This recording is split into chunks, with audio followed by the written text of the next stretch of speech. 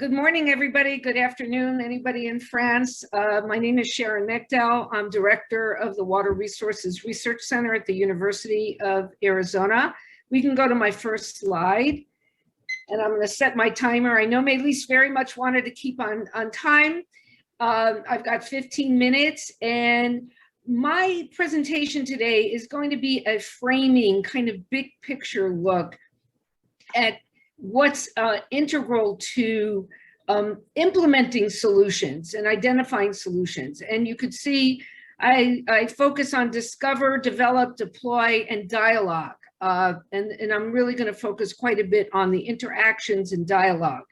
And I do love the title for this, Preparing for the Unpredictable. What's often said is the only thing that is certain is change, and we don't know how things will change. So next slide, please.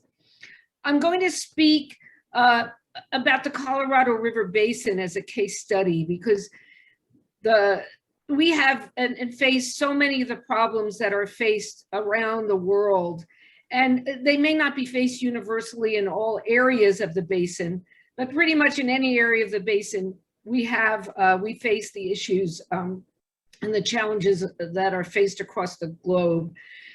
Related to meeting the food, energy, and water demands of growing populations. And so issues of water reliability and safety, food adequacy and safety, the health of our natural systems.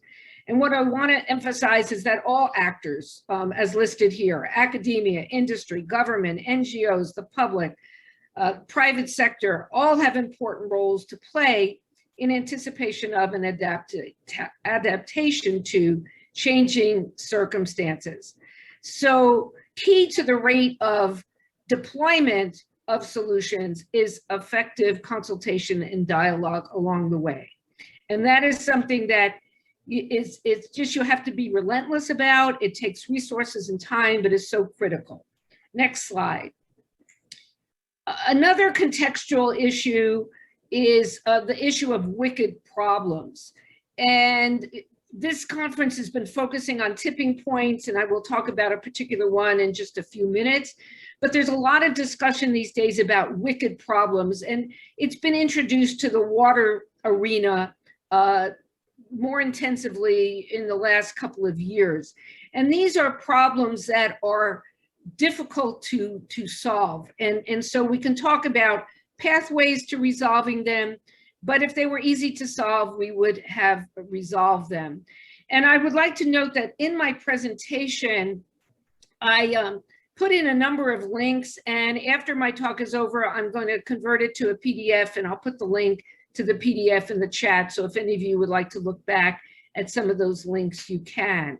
And here are some of the reasons for these problems, including incomplete knowledge, unagreed upon facts, large economic burden, but often the interconnected nature of these problems with other problems, including geopolitical issues, poverty, big issues like climate change. And again, this issue of processes and efforts and dialogue are very, very important to identifying pathways to solutions.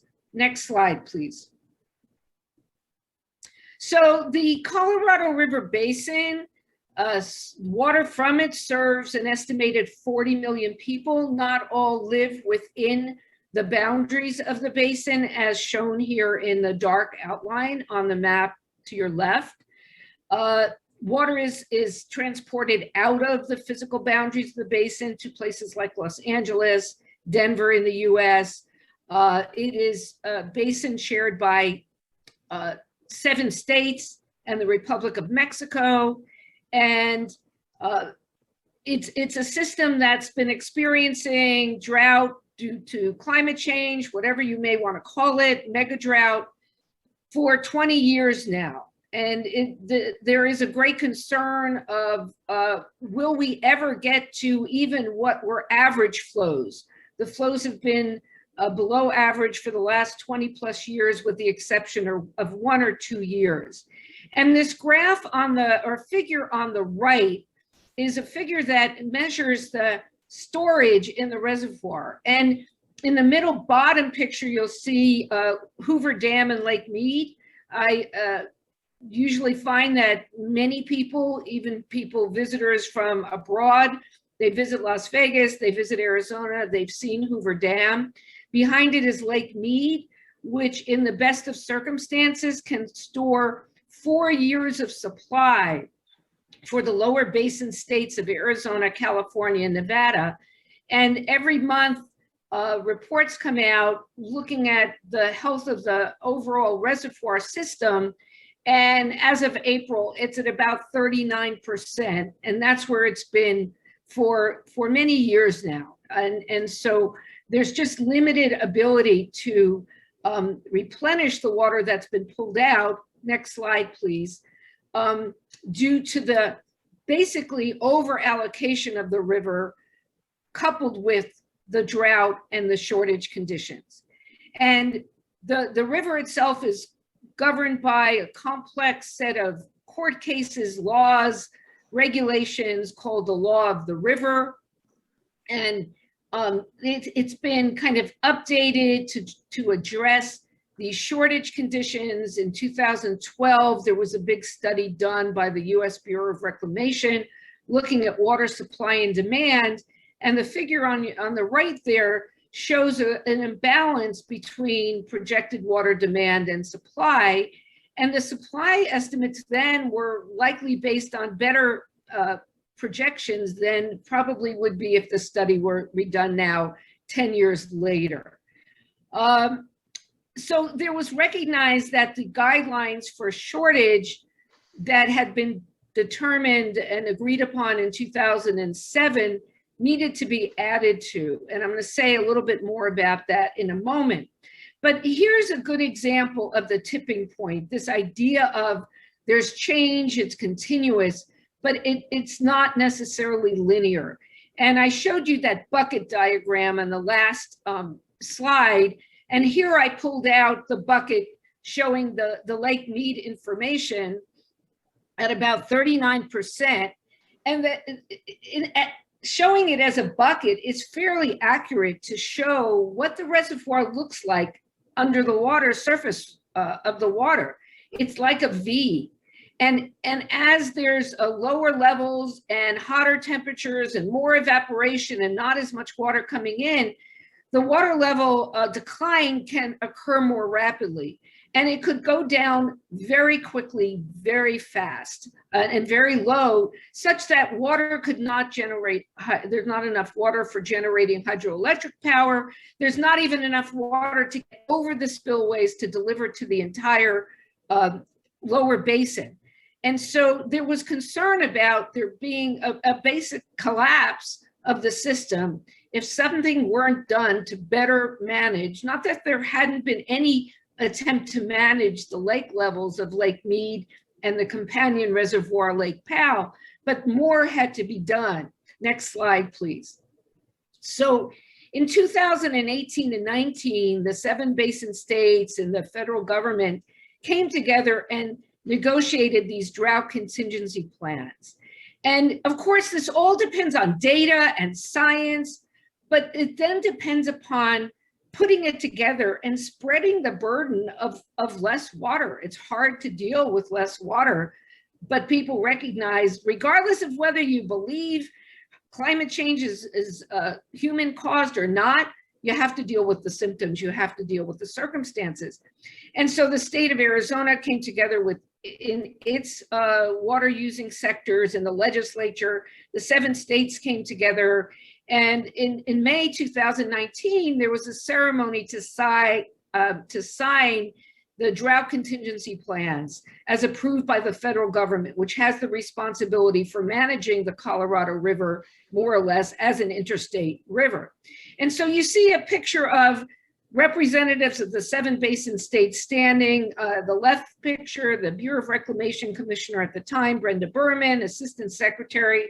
You see a whole bunch of people there who were gathered, and I'm the short person in the front with the blue sweater on. I had the honor to be there. And then you see me standing to the right with Governor Stephen Roe Lewis of the Gila River Indian community.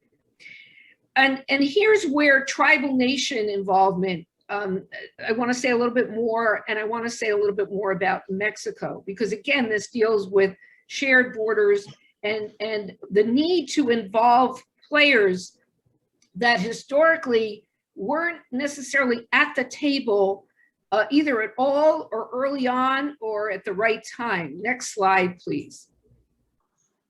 So I want to just say a little bit about the shared borders situation.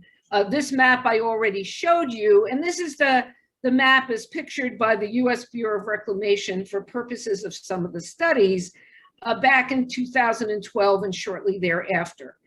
If you would go to the next click, I want to overlay on that the basin as looked at by Mexico to your left, and as looked by the 10 Tribes Partnership in their study in 2018, because we have 10 tribes on the main stem of the Colorado River, another 20 tribes who have rights to Colorado River water or are litigating for their rights, and they basically were not even included in that 2012 study.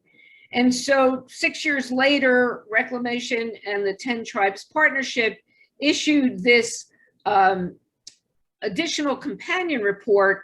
And this map shows how they look at the basin, because several of the tribes cross state boundaries, and they have not had the same kind of involvement in the negotiations historically as they believe, and many believe they should. And they believe they should be standing side by side, those 7 state representatives.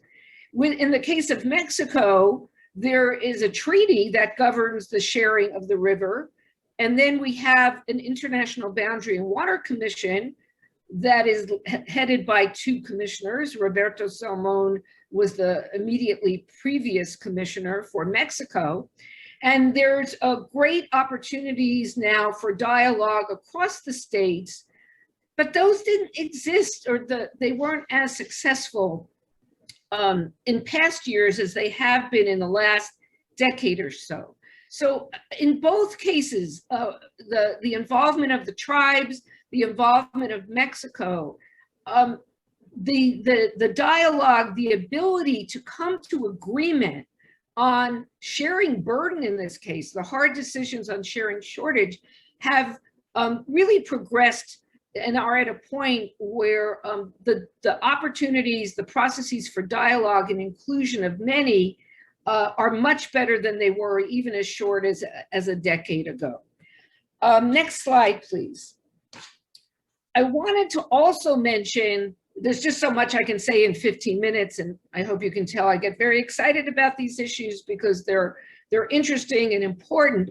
I wanted to say a little bit more about Mexico, the environment, and groundwater.